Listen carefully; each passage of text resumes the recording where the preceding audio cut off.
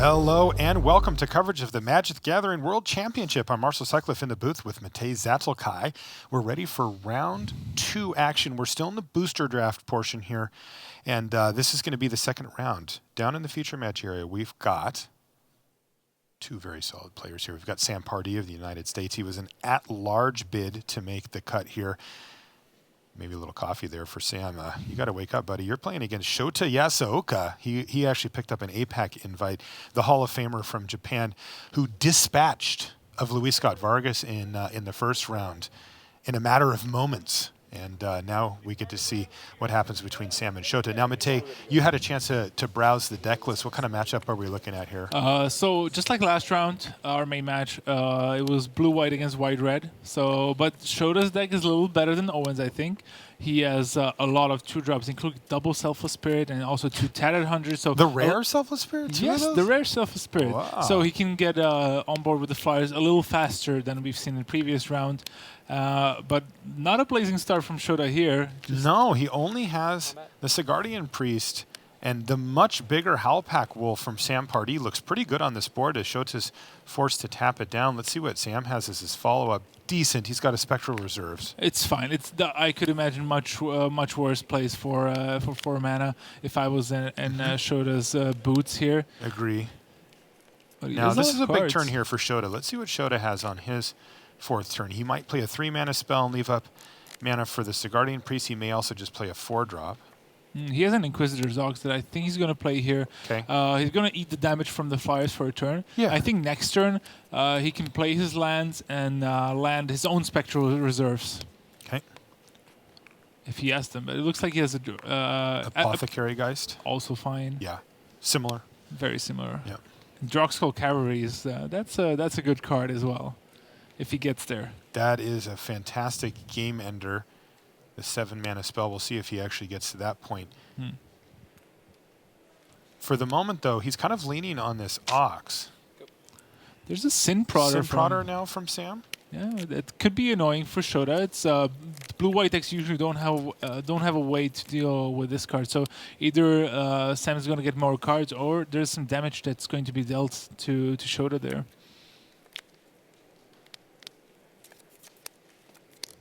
Take a look at Sin Prodder on the right-hand side of your screen. That's at the beginning of Sam's upkeep that's going to happen. It also, of note, is just a 3/2 with Menace that Sam may feel like sending into the red zone and trading off for things or whatever. Here it is, Steadfast Cathar. So the choice for Shota is he can let Sam draw this card. Now, it's an extra card for Sam. He still gets his draw step.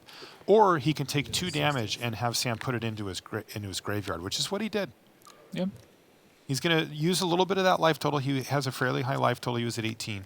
And he has the ability to exchange a little bit of that to keep cards out of hand for Pardee. Yeah, I mean, Shota just needs to stabilize this board. And with the Inquisitor's Ox, he's already doing that. I'm a little surprised about the Cathar being put into the graveyard, not into Sam's hand, because Shota already has 2/5 and a 2/3. There's more big stuff coming. So... I was a little surprised myself. It doesn't look like a super threatening card. We're already pretty deep into this game on turn 6. It's not a card that looks majorly impactful, but Shota really wants to make sure that he limits the number of spells that Sam can draw and gives himself the time to get on the board. Now, here's a powerful play from Sam. It's a Vildenpack Outcast, which... It's funny. It's deceptive. For those of you that play a lot of Limited, it looks like kind of another one of those big, dumb, red 4/5 drops that's kind of big and maybe gets bigger. But this one's different. This one actually is a game ender. Yeah, it's good on 5, good on 7. And there's also a lot of needle combos that you can do with it. As Shota plays a Gone Missing there on the Sin Prodder? Yeah, of course. He doesn't want to give him the extra turn of the advantage. And you can see Sam is a little short on red mana as well. So... just make sure that he's not able to play 2 red cards. Yeah, I mean, but the truth is that Sam did play a land every turn of the game leading up. So if he just goes Mountain, it's like, oh no. That would suck. But yeah. It should be still fine. Yeah. And, but the truth of it is that the Sigardian Priest, as you see here, is going to keep that Vildenpack Outcast at bay on its own. So it makes good sense. So he's going to replay that together with an Eternal Scourge, which is basically just a 3-mana. Is that 7 mana now for Yasooka? It is. Drogskull Cavalry. There we go. And call in the reinforcements. There's a Terrarian. which basically is just a card, right? Yeah. Like it's a drawn card, and so that's why Shota decides to put it away. I don't think he is super concerned about the mana No. in this spot, but it is a card.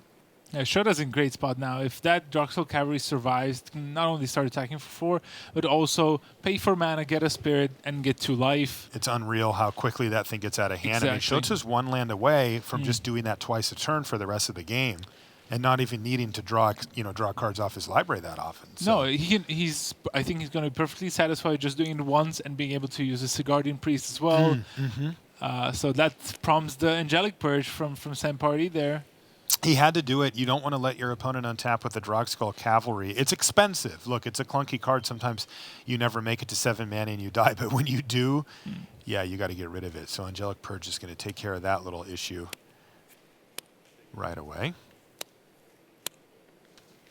Okay. So and it looks like Mantle. Sam Pardee is getting into the red zone. So he played a Lunarch Mantle on the Spirit, and he's attacking with everything else. The shields are down as far as that Sigardian Priest goes. So Pardee's going to use this opportunity to get in for a bunch of damage, potentially. He's also left up that 1 mountain so that he can pump the Fildenpeck Outcast in case that becomes relevant. Yeah, he has no cards in his hand left, so he's basically relying on just pushing through damage on his turn. Still has that Sin Prodder as well. Yeah, which he did leave back. Yeah, he can give him some more cards or deal damage to Shota, which is nice. And but this is, I think there's going to be at least 1 double block. Yeah, on the Fildenpeck Outcast makes sense to me. Just gonna make sure that his Apothecary Geist is going to die. Shota's going to take a lot of damage though. 9, so down to 6. Wow, that was a big hit from Pardee's side. Yeah, it was a very good turn. Angelic Purge, Lunarch Mantle, swing with the team. Wow. See if Shota can mount some more defenses, because he did lose his 2/5. The Inquisitor's Ox, did end up trading off there. Yeah, because for the Outcast, because Sam could pump it once. Exactly. So it got up to 5 power. This turn worked out really well for Sam. And we see a very similar situation from what we saw in round 1 with Owen, where again the red-white deck curved out. It got on the board a little faster than the blue-white deck, and now Shota has to play catch-up, and he does so with Fogwalker, making sure the Spirit doesn't untap, and then playing Wretchgriff. It might have targeted the 3/3 as well, one of the 3/3s. We didn't quite see that. Yeah, but the Wretched Griff looking pretty nice here. Oh yeah, I love that card. It's so good. And he also got a good use out of that Fogwalker, so. Yeah, it looks like it was the Howlpack Wolf that it ended up targeting. Another Spectral Reserves on top for Sam, so I don't think Shota can take 4 here, so I think he's going to have to let Sam draw the card. Yeah, you can see that the Sin Prodder really starting to kind of take over in the late stage, as Shota is the one who's behind. Yes. Though it does look like he's stabilized, that's not necessarily going to get him all the way there. And the more time that it takes for him to turn the tables on Sam Pardee, the more activations he gets from the Sin Prodder, which means he's more likely to stay ahead. It's actually doing a lot of work for him. And especially when you look at a white-blue deck across the way, there's not a lot of ways to deal with a Sin Prodder, you know? No.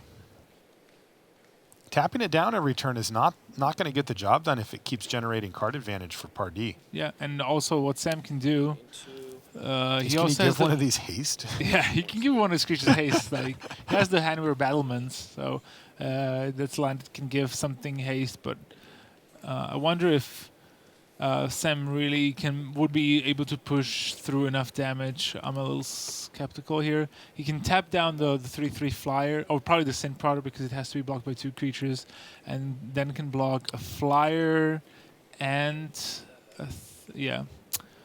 I think that Sam wants to go to attacks, and I think Shota said sure. Yeah, and Sam's going to decline to attack here. You know, it is interesting. I mean, Sam would lose significant resources with an attack, and, you know, with the Sin Prodder sitting there, and by the way, this is not what Sam Pardee wanted to see when he put that Scourge into his deck. This Sigardian Priest keeps it locked down quite nicely. He's probably going to have to just take that out after this game. Probably, yeah. But anyway, you know, Sam is not really super incentivized to do much because of this in-prodder. Yeah. Voldaren Duelist. Another the good cards just keep coming for Sam. And they all cost 4 mana, apparently. Yeah. I mean, the Reaper of Flight Moonsilver is a great card for Shota. It's a nice big flyer. Can also turn into a big threat later on if he has Delirium, which he's... I think he's a little short right now. Still has a clue, though, so I think he just needs to focus on stabilizing enough here. And it's going to mean that I think Duelist is going to go into Sam's hand. Like, he could put it in the graveyard, but going down to 2 against an army of 1/1 spirits is just really risky, but... Yeah, he's going to play the Voldaren Duelist, inform Shota that the Wretched Griff can't block, and this one could be over pretty quickly here. Let's see what Shota does. He's going to tap down one of the threats. I think the Sin Prodder. Okay. Taps down the Sin Prodder, and Sam Pardee cannot wait to get everything else in the red zone. Yeah, that's it. And that is going to do it. Shota Yasooka packs up the cards, and Sam Pardee, on the back of a Sin Prodder, really did a lot of work for him that game, is going to pick up game number 1. We'll be back right after these messages. Your game to the test at a Grand Prix. These Magic celebrations are headlined by 2-day open tournaments with the best players in your region as well as top Magic pros from around the world. Upcoming Grand Prix include Louisville, Kyoto, Atlanta, and London. Visit magic.wizards.com/Grand Prix for more information.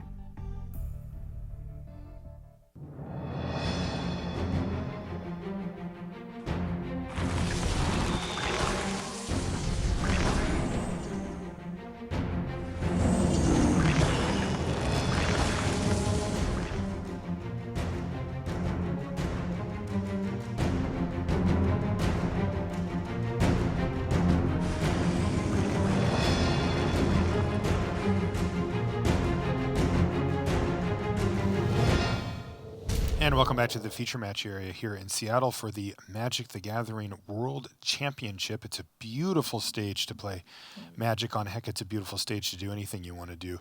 Let's jump over to a really marquee matchup that we have going on right now between Luis Scott Vargas and Reed Duke. Now, both of these players lost their first round, which is really surprising after you've seen their deck list, and you can see that there's actually a bit of a mirror match going on here, at least in terms of color, though the decks will play out a little differently from each other. Reed Duke is more on the spells-heavy theme end of things with 2 copies of Mercurial Geist and 2 Weaver of Lightning in his main deck. Yowza. That's spicy. Yes.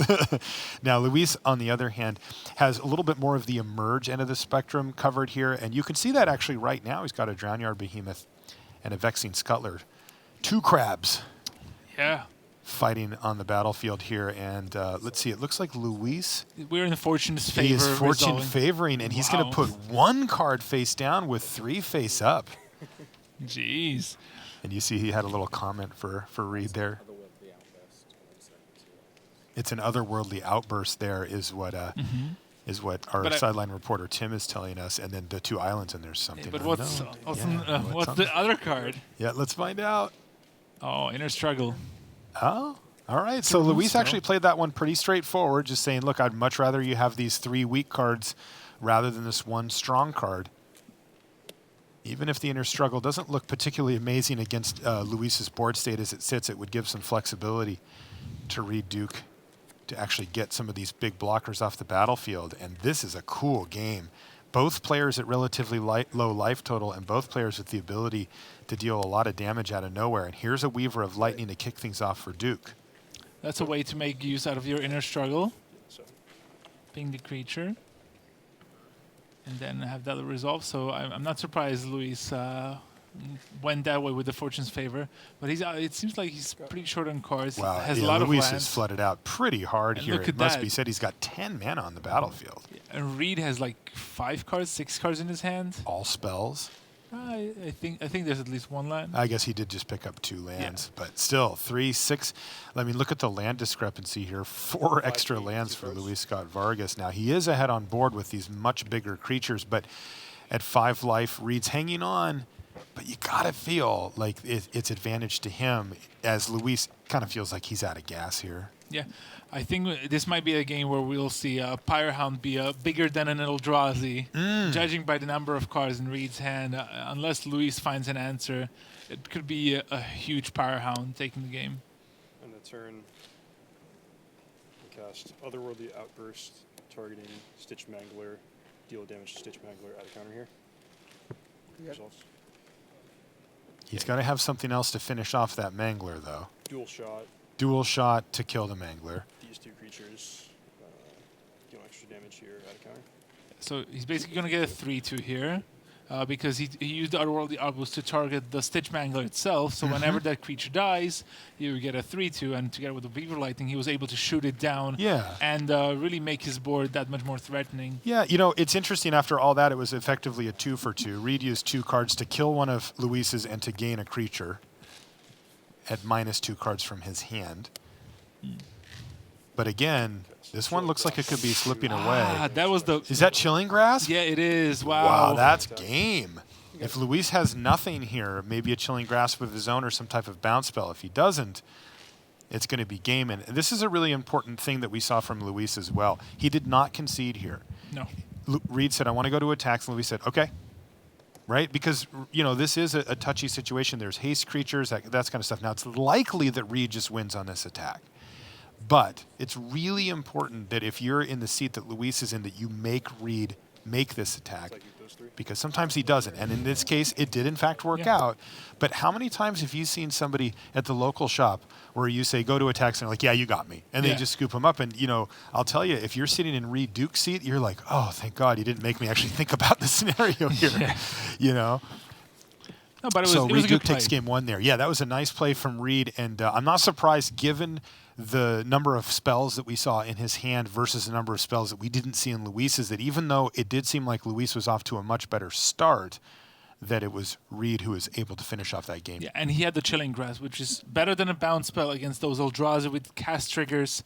So Chilling Grasp, a perfect card to finish off the game in that spot. Absolutely. Okay, looks like we're ready to go on our main table here, where we've got Shota Yasooka versus Sam Pardee.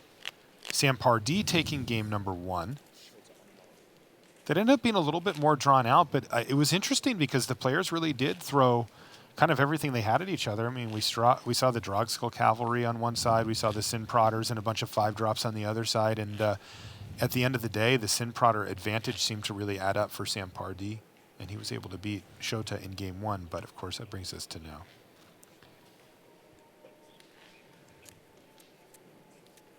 I wonder if are they actually deciding on mulligans here? We can tell them to play if they are ready. It looks like, there's a scry at the top. I see that on the library there for Shota. So he's really in the tank about whether to put this card on the top or bottom, whatever it is. Yeah, he's trying to figure out the first couple of turns how he's going to play, and he's going to keep the card. And there you see him.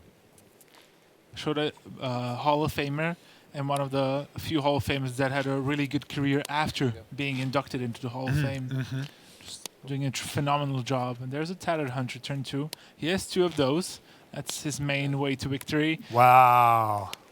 But Vessel of Ephemera, so that's going to give Sam 2/1/1s. And we saw he has double Spectral Reserves too, so all the 2/1 flyers from Shota are that much worse in this matchup. Oh, I love that from Sam Pardee. The Vessel of Ephemera, he's not going to actually sacrifice it this turn inside. He's going to try to get a quicker clock going with the Brazen Wolves, which makes a lot of sense, especially against a Tattered Hunter, but...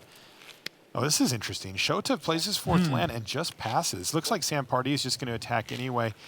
There's a few cards in the format that could to kill it. Not that he shouldn't be attacking there. And then, wow, he's just going to keep curving out with Thalia now. Jeez. Sam Pardee showing us how it's done here with this red-white deck. He hasn't even needed to crack that Vessel of Ephemera yet. No, yeah, I mean, he just had always a better play. And wow, so Shota just had stone nothing that turn. Yeah, he had 2 5-drops in his hand, so he wasn't able to play anything on turn 4. Now he'll be able to play something on turn 5, but if it's the flyer, it's going to come into play tap because of the Thalia, so Shota's going to fall behind on the board so much. And that's a problem with Tattered Hunter. It's only a 2/1 flyer that can only block fires, so it's completely useless on this board. Maximum awkwardness here, too. It was actually an Inquisitor's Ox that he couldn't play last turn. He just drew it. Oh. In the meantime, 7 damage is going to knock Shota Yasooka down to 9. And Sam wasn't that happy with his Dagon, but he easily won round 1, and now he's here where he's in a dominating board position so far. He's got 2 red mana floating from the Terrarian. Smoldering Werewolf now to kill the Tattered Haunter. And if he hits his land drop, give him another massive threat next turn. Yeah. This is a clinic in beatdown from Sam Pardee. No, this is the way the format sometimes plays out. The person who can curve out better just is going to win if the other one stumbles for even one turn. It's very punishing. It's what makes the cheap tricks and cheap removal spells so good in the format. You know what's really impressive? Sam played a 2-drop that has done nothing. This isn't one of those curve-out games where he was like 2-drop, 3-drop, kill your thing, you're dead. This was Vessel of Ephemera, which looked great at the time because we thought it was going to be a little bit more of a defensive game. And he has never looked back after he cast that Brazen Wolves. Yeah, just because the Brazen Wolf is one of the best 3-drops in the format. Yeah. One of the best red commons, and Definitely. it just hits so hard, especially followed by the Thalia. It really signals your intent to just keep attacking. Look at that. Oh, a tapped creature, sure. And if Sam has anything here, and this game's over. It's likely to just be the game right away. Spontaneous mutation possible for Shota, but it doesn't have a huge effect on the game. And he's actually going to give the Scourge haste here. And that's going to be game. Sam Pardee runs over Shota Yasooka. Yikes. That was a bloodbath, really, a big bloodbath. And it's also nice that Eternal Scourge, he could give it haste with his Handware Battlements because it says whenever an ability an opponent controls. So he is able to do that. Yeah. Pretty neat. Ouch. Yeah, just a bunch of 3-drops punishing someone who couldn't play a 4 and then only could play a 4 on turn 5. And that was tapped and as it was well. tapped as well. Yeah, really brutal. Yeah, Sam off to a good start. Taking that momentum from the Pro Tour where he finished in top 4 right away to the World Championships. Okay, let's jump over and take a look at Martin Mueller versus Thiago Saporito and see how these two gentlemen are coming along. No, we're actually going to see Brian Braun-Duin against, I think, Yuya. It is against Yuya. We saw there we go. Yuya in the first round. Oh, so it looks like BBD is on the 3-color special heal. He is. He's got a Morn Willow here, but he's going to sacrifice it immediately to a Lashwee Lurker. And he's going to put it on top of his own library because it looks like you actually stole it with Rise from the Grave. Wow. I'll take that back, thank you very much, says Brian Braun-Duin, who is, by the way, up a game on Yuya. Both of these players did win their first match. Interesting. I think so. Brian is playing 3 colors, which is not that usual in this format, but you can see it with black, blue, green being a 3-color combination, which can actually be quite common because green allows for the fixing, black has some removal, and you can see like something like Lash with Lurker is also nice, even in a 3-color deck. Morn Willow maybe not so much, but he looks to make it work. If you're scrapping for cards in a draft, the power level is not that high. Going to 3-color deck with lots of power is actually a very valid plan. Yeah, and you'll see that with these emerge creatures, that it's really handy that in an absolute pinch you can just cast them. If the game happens to go long and you get to 8 mana, which admittedly doesn't happen that often, but that's a nice backup plan rather than having a card just completely dead in your hand. Kindly Stranger there for Brian Braun-Duin. Oh, he's going to discard a land here to maybe an Olivia's Dragoon. I couldn't quite see what it was on the battlefield, but irrelevant because he wants to get...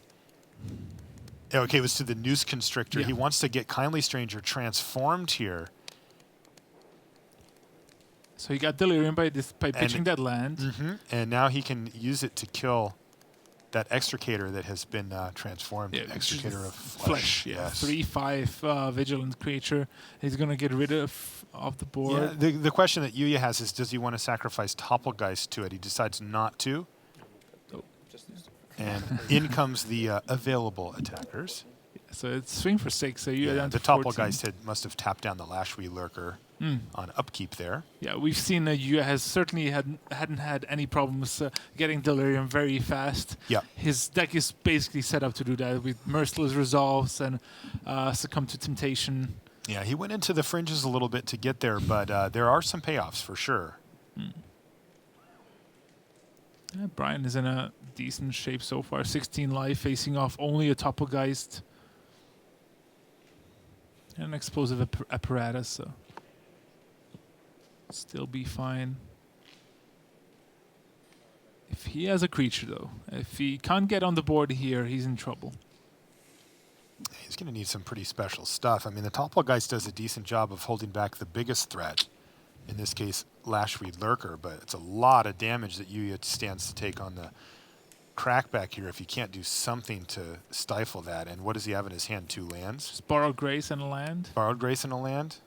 Interesting. Okay. So he just has Stone Cold nothing. He just has nothing. He does have the ability to use that explosive apparatus, but nothing that's to kill. not really killing anything. He could make Brian Bronduin discard that card in his hand on the Noose Constrictor to save it if he wants. All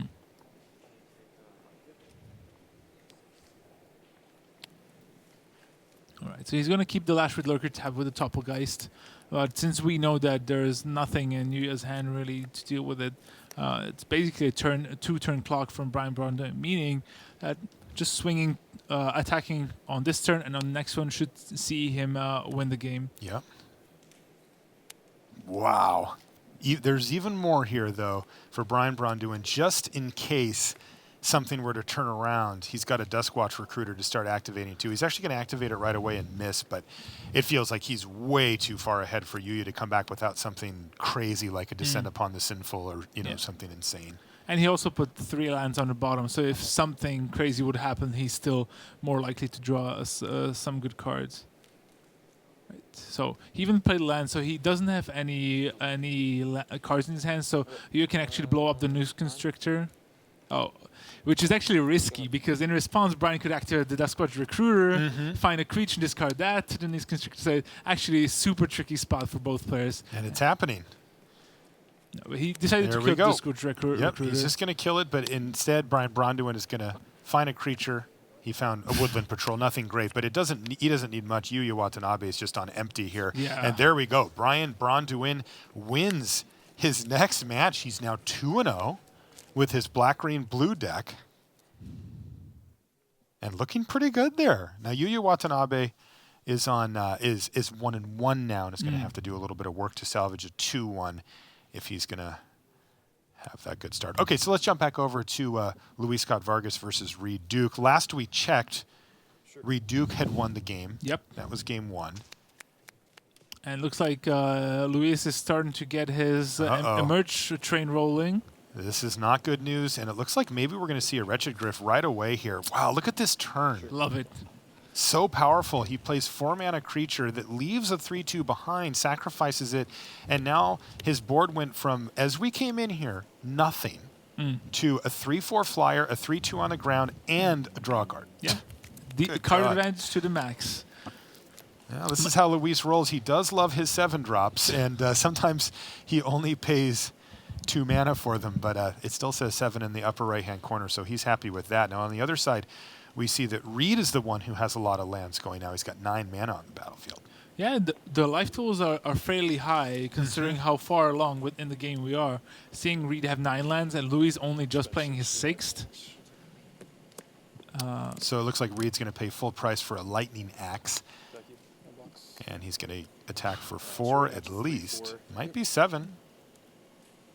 Might be 6. 6. Okay, and that's going to drop Luis down to 10.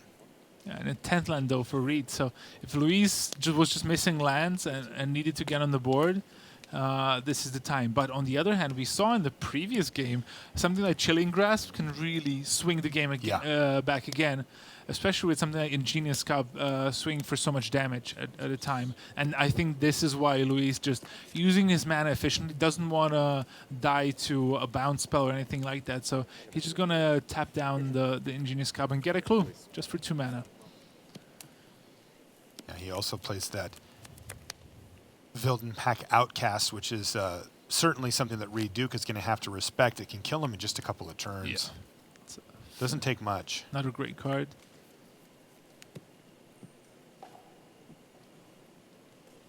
What can Reed muster here? We know he has a lot of power in his deck. Look at that. Incendiary Flows, unsubstantiated. Press for answers and an inner struggle. So a couple of removal spells, a couple of tempo spells. Go.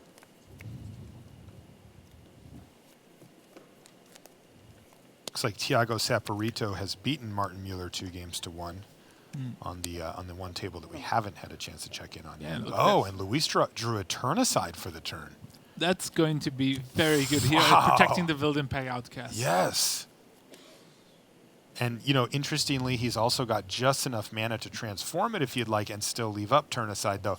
If he doesn't pump it, it'll probably signal to Reed that he has it. Yeah. But I don't know how relevant that is. I think he's just going to play a little more conservative. It looks like he has another Enlightened Maniac in his hand, too. And this has sprung Reed into action here.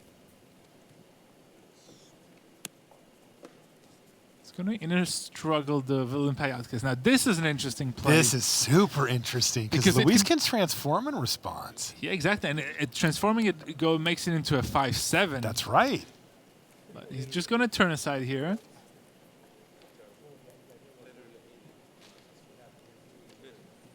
I think Luis knows that Reed is up to something. Reed knows that the outcast flips into a 5/7. So Luis realized that Reed has something else as well, so he's just going to turn aside right away. And we know that it could be something like a Galvanic Bombardment or something in that sense.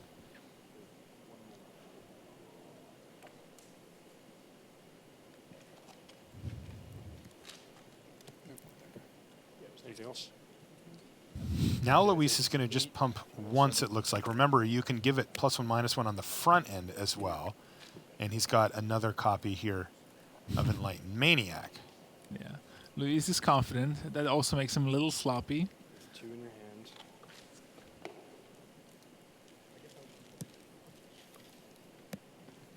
Luis has left up mana to sacrifice that clue. Or play a Wretched Griff that is apparently in his hand. Okay.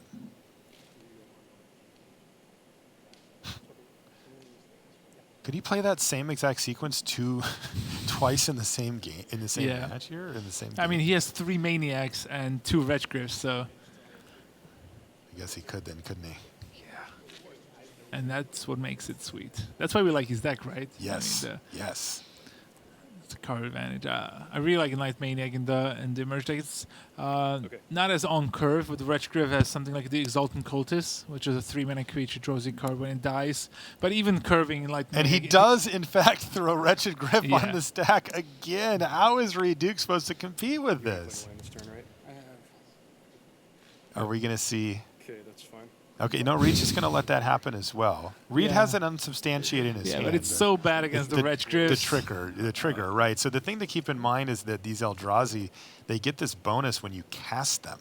So even if Reed Duke were to unsubstantiate the Wretched Griff back to Luis's hand, he would still get the extra card, and then he would just cast it next turn with his mana. Yeah, Reed is just falling behind on the board very quickly here. Over 2 turns, basically, Luis managed to... add 3 4s and 3 2s and 4 4s to the board. Okay, so this is an interesting turn, though, because Reed Duke is going to be able to get both creatures out of the way here. Now, can he actually get in for lethal, I think he has lethal because he has Incendiary Flow as well in his hand, so he can just kill him from here? That is the 3rd trigger. So it's 5 power, and he's on 7. And that does it. Reed Duke steals a game from Luis Scott Vargas. He had played 2 Wretched Griffs that turn almost for free, leaving behind blockers.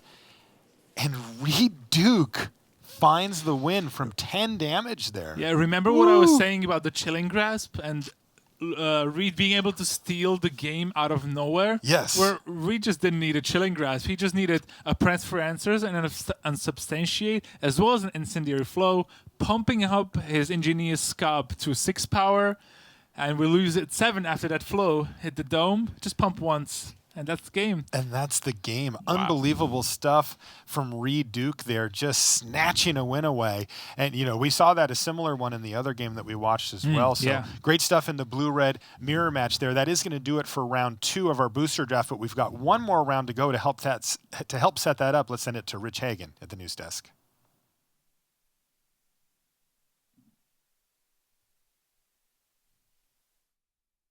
The double M's, Marshall and Matei down there, bringing you round 2 of 3 of Limited this morning. This afternoon we have 4 rounds of Standard coming your way here on day 1 of the World Championship, day 1 of 5 here at PAX in Seattle. So we've just seen Reed Duke steal a game away from Luis Scott Vargas. That puts Reed Duke to 1-1. We'll hear from him in just a minute. The rest of that table looks like this. Joel Larson has fallen to 0-2. That's because Lucas Blahon in the Battle of the Europeans emerged there with the win, 1-1 for him. And then our 2-0 players, well, the Draft Master is living up to his name and reputation. Marcio Carvalho is 2-0. He bested Oliver 2, the Constructed Master. It was Draft Master v Constructed Master. Kind of neat that the Draft Master won that one. Maybe they'll get to play later in the day in Standard. Maybe it'll be reversed. But Carvalho 2-0, 2-1-1. Sam Pardee is 2-0. Now, he would have taken that all day long. You give him 2-1 in draft. He's known for Constructed, especially Modern, which is our 4-round format on Saturday. So this is a great start for Sam Pardee, still very early. That means Shota Yasooka is at 1-1. But down on the floor, Brian David Marshall is waiting patiently for us. Why don't we hear from him? He is with the winner of that last match here in round 2, Reed Duke. Thanks, Rich. So I was talking to Frank Carson a little earlier, Reed, and he's like, have you seen any really cool plays in Limited yet for a text article? I'm like, I saw a little bit, but nothing amazing. I think we found one for him in your game against Luis Scott Vargas. Set the stage for that last game and tell us how you walked through those final turns. Well, yeah, it was a really cool match. In fact, both games were sort of mirror images of each other, where one player was missing land drops in the early game, but then started to draw out of it, and it's like, can the player who was ahead deal the last few points of damage? And in game 2, it was Luis who was missing land drops, and I had a pretty good start, got him to 10 life, which is not that low, but for my blue-red spells deck, that's sort of within reach. And I had an Unsubstantiate, a Press for Answers, and an Incendiary Flow in my hand, and I had to sort of line up the perfect tool for the perfect job. And Luis had a lot of emerge creatures and cheap instants, and I had to, like, where's the perfect spot to use the Unsubstantiate? But in the end, he attacked me and passed the turn with 2 blockers, and I was able to take care of both of them, make a huge prowess attack with my Ingenious Scab, and killed him. It was pretty amazing. What is it that you like so much about this blue-red deck? Is it that ability to take a game out of nowhere? Yeah, that's certainly big. This deck is a great mix of having some of the most explosive, powerful draws when you're drawing well, but also you build your deck in such a way that you have as many cheap cantrips, card drawing spells as possible, so you have a level of consistency that the other archetypes don't, in terms of getting mana screwed in a smaller percentage of games and finding what you need, and just, generally getting to see a lot of your library in all the games. Okay. You said you try to win 1 draft a day. You'll have to satisfy yourself maybe with a 2-1 in this draft at this point. Yeah, I lost the first round, but hey, if I can get out of this at 2-1, I feel like that's right on track, where I want to be. Absolutely. And where you want to be, of course, is holding the trophy at the end of the weekend here. Now, yeah. You've gotten as far as the finals in the World Championship. How are you feeling here as we get into the middle of day 1? I'm feeling just about every emotion that a person can feel all at once over the course of this week. Right now, the good emotions, the bad emotions are sort of canceling each other out. I feel kind of tranquil, but you'll see me in some states over the course of the weekend, depending on how things go. All right, well, we'll work out. Give me an ear tug if I need to turn the other way. For Reed Duke, Brian David Marshall on the floor, sending it back upstairs to Rich Hagon. It's certainly very easy to root for Reed Duke because he does let you know how he's feeling as it goes along. So you get to ride along with him. 1-1 right now. Now, what about our feature pod? Well, stacked, of course it is. The 0-2 currently is Andre Strasky because he lost to Andrea Mengucci in that one, and Kazuyuki Takamura, Pro Tour champion this season. That means that Owen Turtenwald, arguably the favorite for this tournament, is underway 1-1. So who's 2-0? Well, one of the 2-0 players is another Pro Tour champion from this season, JC Tao. He is at 2-0, your champion from Oath of the Gatewatch. He defeated Ryoichi Tamada with his red-white deck, so Tamada falls to 1-1. Also 1-1 is Yuya Watanabe, and that means that Brian Braunduin, the Grand Prix master, is at 2-0. Now, I had a chance to chat with BBD while he was building his deck, and he said it's kind of interesting, and he didn't mean interesting in a good way. Nonetheless, he's 2-0, so why don't we find out a lot more about how that 2-0 deck came together? He's waiting for us at the Draft Viewer.